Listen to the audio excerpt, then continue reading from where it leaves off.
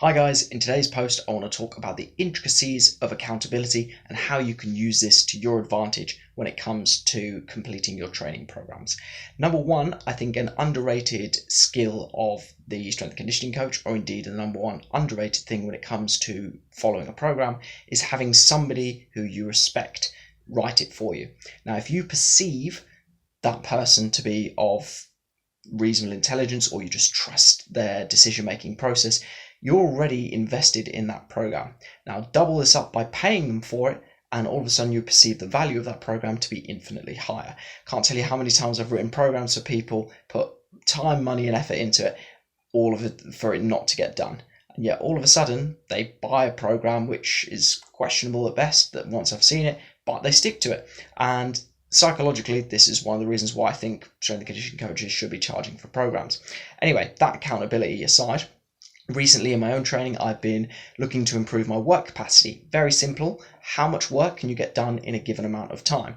So although I'm deliberately using different types of movements, so stuff I normally wouldn't necessarily prioritize in my powerlifting training, so single leg variations, overhead pressing variations, pulling variations, these sort of exercises, when it gets close to competition, they don't look anything like competition and not anything similar to it. So they're not going to transfer as well. Doesn't mean they're not important.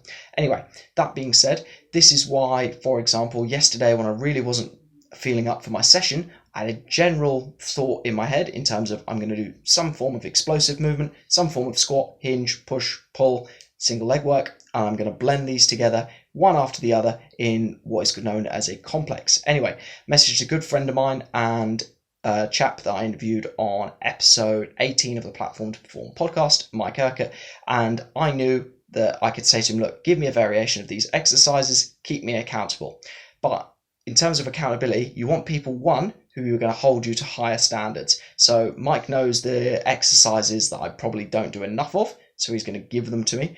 Two, he's not going to let me get away with not doing it and flake out on it. So you might be accountable to, say, I don't know, your best friend, but they might not want to hurt your feelings and tell you that you're doing rubbish or you're not living up to expectations. So you want someone who's going to keep you accountable, someone whose opinion you respect, but also someone who's knowledgeable enough to know what you're trying to get out of your training program.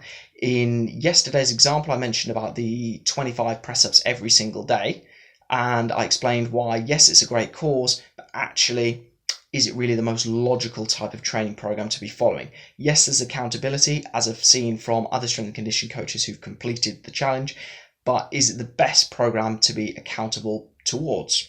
Again, I explained those reasons in yesterday's video. So, summing up, find someone who'll keep you accountable, find someone who'll hold you to high standards in terms of being accountable, and make sure this person understands the adaptations you're trying to get in your training program so you don't end up being accountable to exercises or routines that aren't going to be productive for your goals. If you need accountability or a program, then drop me a message.